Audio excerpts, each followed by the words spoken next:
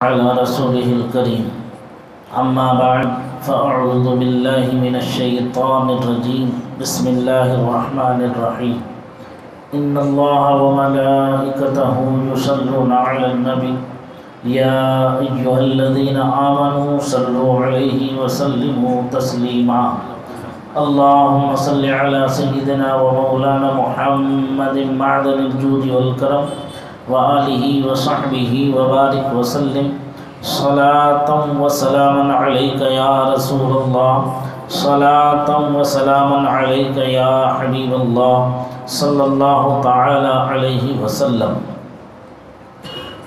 وعن ابی موسیٰ الاشعری قال قال رسول اللہ صلی اللہ علیہ وسلم ما احد اصبر علی اذى يسمعه من اللہ يدعون له الولد ثم يعافيهم ويرزقهم متفق علیہ. درود پاک پڑھیں. اللہم صلی وسلم علی سیدنا مولانا محمد معدن الجود والکرم وآلہ وصحبہ وبارک وسلم صلاۃ وسلاما علیک یا رسول اللہ صلی اللہ تعالی علیہ وسلم. حضرت ابو موسیٰ اشعری رضی اللہ تعالی عنہ سے روایت ہے کہ رسول اللہ صلی اللہ علیہ وسلم نے فرمایا رنج و تکلیف کی باتیں سن کر ان پر سب سے زیادہ صبر برداشت کرنے والا خدا تعالی ہے سے بڑھ کر کوئی نہیں. لوگ اس کے لیے اولاد ثابت کرتے ہیں جس سے وہ پاک و منزہ ہے، پھر وہ انہیں صحت و تندرستی دیتا ہے اور رزق عطا فرماتا ہے. اس حدیث پاک میں فرمایا ما احد اصبر علی اذى يسمعه من اللہ يدعون له الولد ثم يعافيهم ويرزقهم. اللہ کے رسول صلی اللہ تعالی علیہ وسلم نے فرمایا کہ رنج اور تکلیف کی باتیں سن کر جو سب سے زیادہ صبر کرتا ہے، صبر کرنے والا ہے، وہ کون ہے؟ فرماتے ہیں وہ اللہ تبارک و تعالی کی ذات ہے. کیا کیسے اللہ تعالی صبر فرماتا ہے؟ اللہ کے رسول صلی اللہ تعالی علیہ وسلم فرماتے ہیں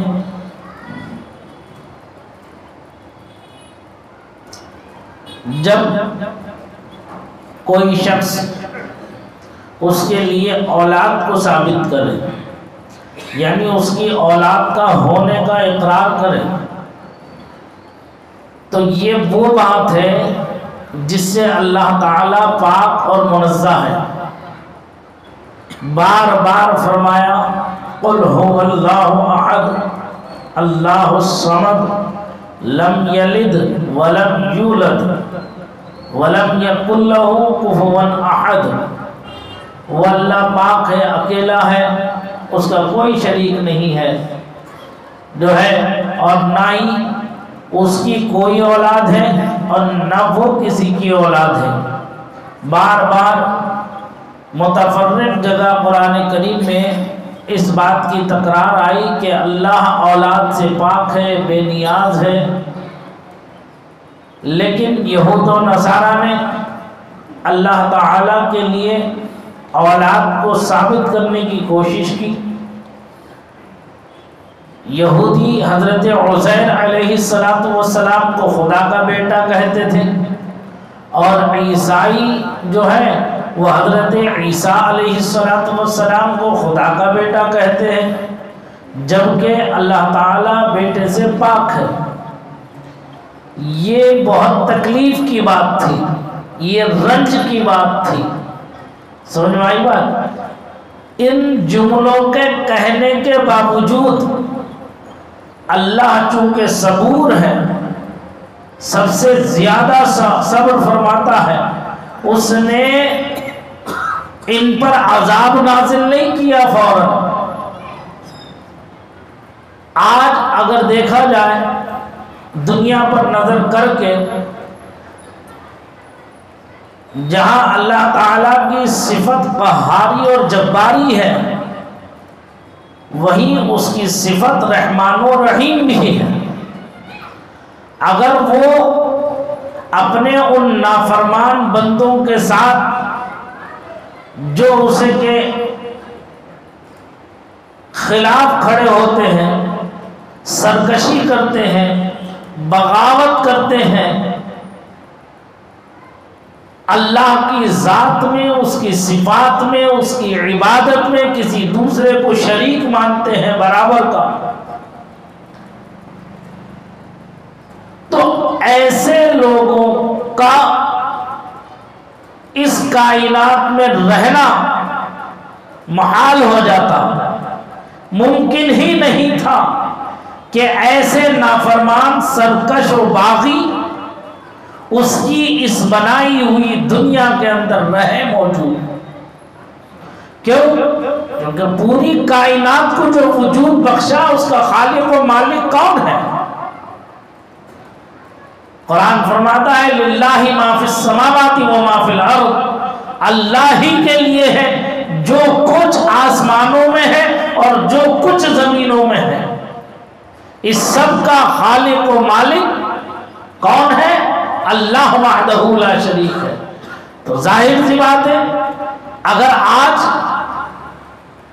کی دنیا کے دستور کے مطابق بھی اگر ہم دیکھیں تو ایک ملک کا رہنے والا دوسرے ملک میں رہ کر، یا اسی ملک کا باشندہ اسی ملک میں رہنے والا ملک کے قانون کے خلاف اگر کوئی کام کرتا ہے، ملک سے بغاوت کرتا ہے، تو اس کے اوپر کیا لگا دیتے ہیں؟ NSA۔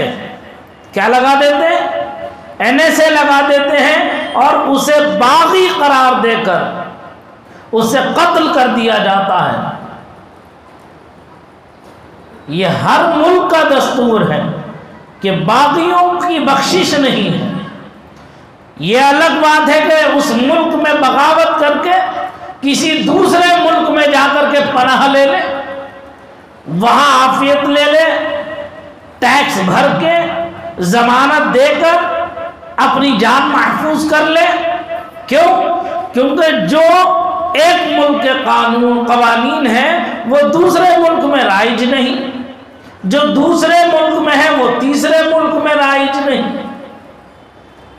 تو اس لیے یہاں تو بچاؤ کا راستہ بن گیا کہ ہندوستان میں بڑے بڑے کانڈ کر کے ایسے ایسے دولت مند سرمایہ دار بینکوں کو لوٹ کے، ہندوستان کے خزانے کو لوٹ کے، جیسے آپ لوگ اخبارات میں پڑھ رہے ہیں، دیکھ رہے ہیں کہ ہندوستان چھوڑ کے بھاگ گئے، دوسرے ملکوں میں جا کر کے پناہ لے لی انہوں نے۔ اب اس ملک میں آنا ان کے لیے ممکن نہیں۔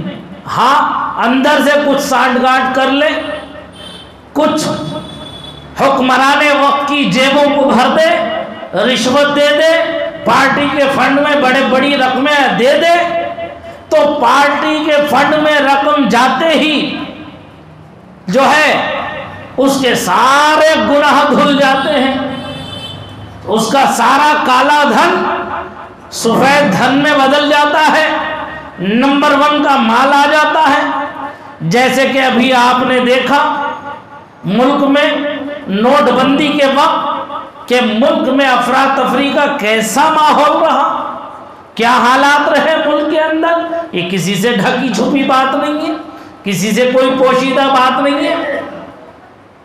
بڑے بڑے بزنس مین جو حکومتوں کے سپورٹر ہیں، معاون ہیں، ہزاروں ارب روپیہ ان کا کالا دھن، جسے کہا گیا تھا کہ باہر ملکوں میں جمع کر رکھا ہے اسے ہم ملک میں لائیں گے، نہ وہ کالا دھن آیا، نہ ملک میں کوئی ترقی ہو سکی۔ آج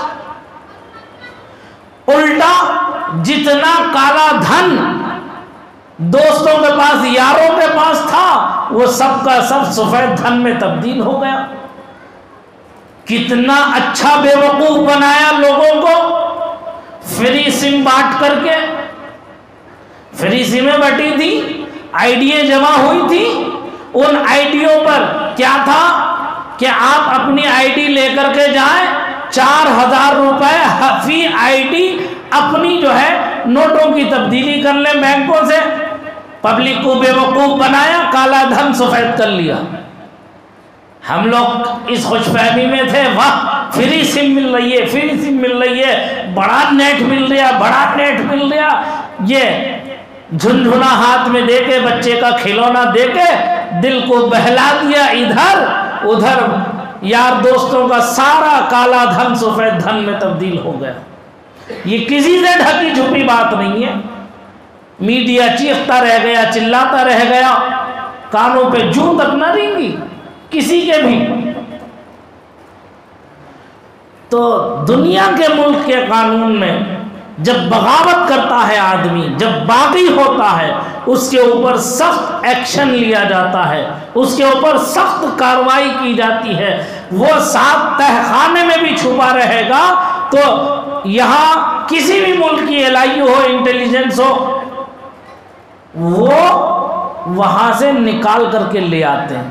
جب دنیا کے لوگوں کے انٹیلیجنس کا اور LIU کا اتنا اثر و رسوخ ہے کہ زمین کے اندر چھپا بھی ہے تو وہاں سے نکال کر لے آتے ہیں، تو اللہ تعالیٰ کی فوج کا کیا عالم ہوگا؟ آج اگر آپ ان ظالم حکمرانوں کے خلاف کھڑے ہو کر علم حق و اعلاء کلمت اللہ کو بلند کر دیجئے، حق بات کہہ دیجئے، پھر آپ کا جینا ان ملکوں میں دشوار ہو جائے گا جہاں ظالم حکمراں حکومت کر رہے ہو۔ وہاں سوائے آپ کی گردن ماننے کے دوسرا کوئی راستہ نہیں ہوگا۔ ایسے ظالم حکمراں جہاں جس ملک میں بھی ہو، وہاں کا حال یہ ہے۔ کیوں؟ ان کے اندر صبر کا مادہ نہیں، صبر و تحمل نہیں رہا۔ انہوں نے فوراً ایکشن لیا، فوراً معاملہ صاف کر دیا۔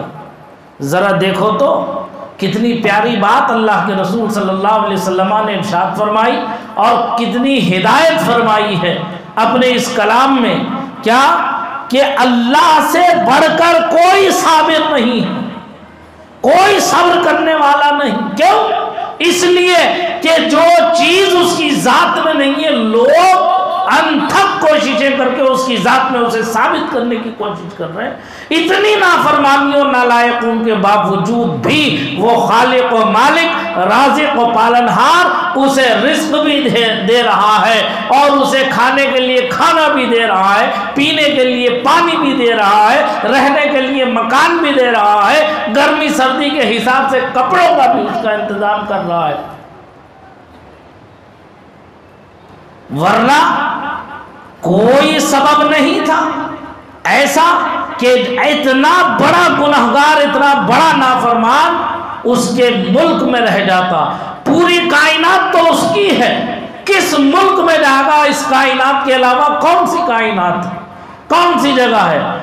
زمین پر رہے گا تو اللہ کی حکومت ہے، زمین کے اندر جائے گا تو اللہ کی حکومت ہے، ساتھ زمین کی تہ میں گھس جائے گا تو تحت الثری میں بھی اسی کی حکومت ہے، آسمان میں چلا جائے گا تو آسمان دنیا میں بھی اسی کی حکومت ہے۔ مشرق و مغرب، شمال و جنوب، کوئی حصہ، کوئی ذرہ، کوئی سوئی کے ناکے کے برابر کوئی جگہ ایسی نہیں ہے جو اللہ کی ملکیت میں نہ ہو۔ تو پھر اسے منہ چھپانے کی کہیں جگہ نہیں ملی۔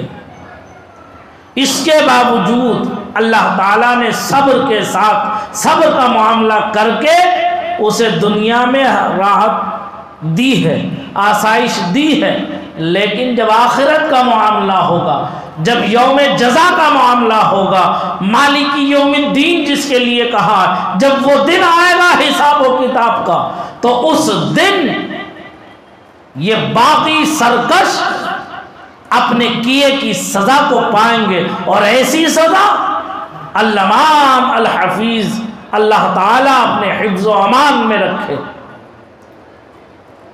کہ جو جہنم میں جائے گا، ایک روایت کے مطابق ہے یہ معمولی سی سزا ہے، چھوٹی ہلکی سزا، کہ اس کے اندر 70,000 بچھو ہوں گے، ہر بچھو کے 70,000 ڈنک ہوں گے، اور ہر ڈنک پر 70,000 مٹکوں بھرا زہر ہوگا، اور ایک مٹکا پوری زمین کے برابر ہوگا۔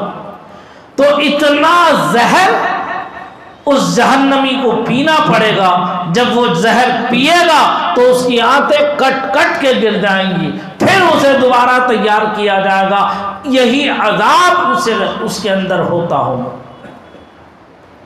ایک روایت میں ہے جہنم میں جانے والے پر جب فرشتہ جو ہے اس کے اوپر مار لگاتا ہے، ہنٹر مارتا ہے، تو 7 زمین کے اندر گھس جاتا ہے اور پھر اسے نکالا جاتا ہے، پھر اسے کھال پہنائی جاتی ہے، پھر مارا جاتا ہے، پھر زمین میں داخل کر دیا جاتا ہے، یہی حال اس کا ہوتا رہے گا۔ جہنم کی آگ میں ڈالا جائے گا، وہ آگ کی لپٹیں اسے جو ہے جلا کر خاکستر کر دیں گی، پھر اسے جو ہے تیار کیا جائے گا موٹی موٹی کھالیں ڈال کر، اور پھر جہنمی کو جب پیاس لگے گی، شدت ہوگی جہنمی کو پیاس کی، تو اسے ان جہنمیوں کا وہ کچلہو اور پیپ جو ہوگا وہ دیا جائے گا پینے کے لیے، کھولتا ہوا دیا جائے گا، وہ پیے گا پیاس بجھانے کے لیے، پھر اس کا حال عجیب ہو جائے گا۔ یہ ایسی ہیبت ناک سزائیں جہنمیوں کے لیے رکھی گئی ہیں۔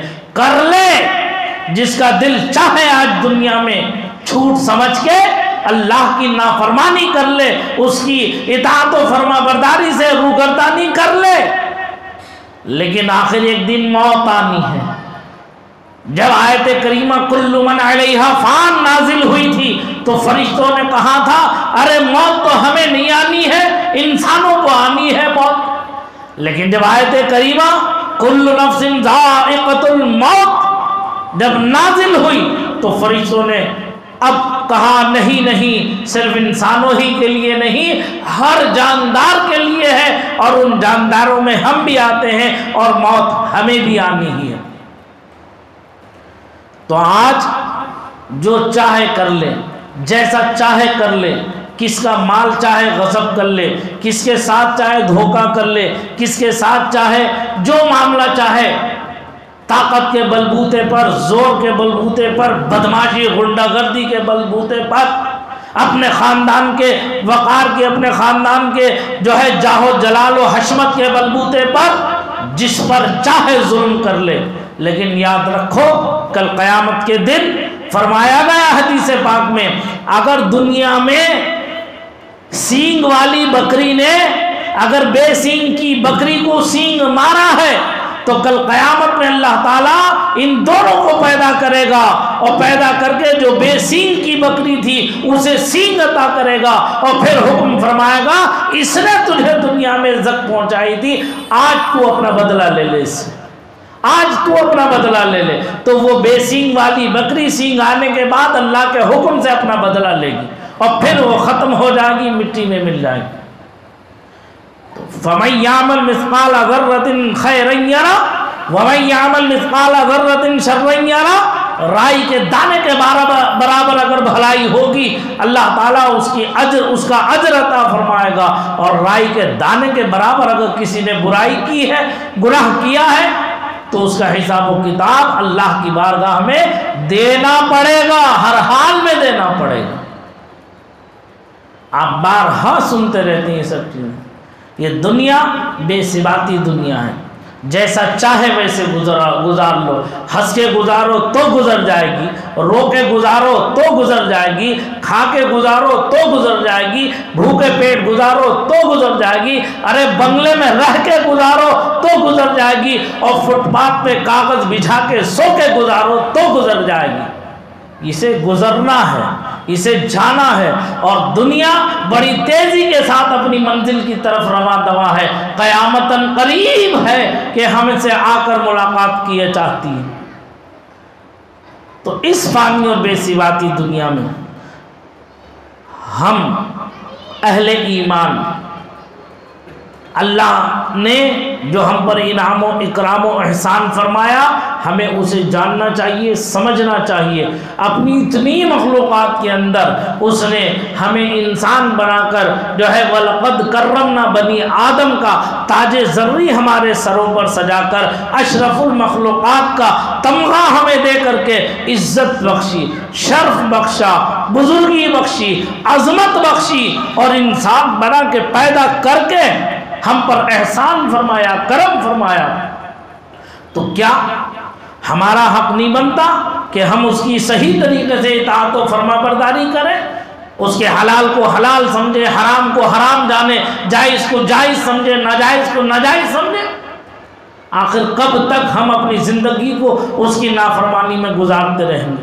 کب تک ہم جو ہے دین کی طرف سے دوری اختیار کر کے بیٹھے رہیں گے؟ آخر وہ کون سا دن آئے گا، کون سا دن آئے گا، کون سا وقت آئے گا جس وقت میں ہم اپنے مولا کی طرف لوٹیں گے، اس کی طرف لو لگائیں گے؟ کب ہم اپنے دلوں کے اندر اس کا خوف پیدا کریں گے؟ کب ہم اپنے دلوں کے اندر اس سے سچی الفت و محبت پیدا کریں گے؟ کب ہم اس کی اطاعت و فرما برداری میں اپنے سر کو جھکائیں گے؟ تو دیکھا سرکار نے فرمایا کہ اللہ تعالیٰ سے بڑا صابر کوئی نہیں ہے۔ لوگ ایسی ایسی باتیں کرتے ہیں جو اس کی ذات میں نہیں ہے، اس کے باوجود وہ صبر کے ساتھ ان کو روزی بھی دیتا ہے اور ان کو عافیت و سلامتی بھی دیتا ہے، تندرستی بھی دیتا ہے۔ اللہ تعالیٰ کی بارگاہ میں دعا ہے کہ پروردگار ہم سب کو اپنی اطاعت و فرما برداری میں زندگی کو گزارنے کی توفیق رفیق عطا فرمائے۔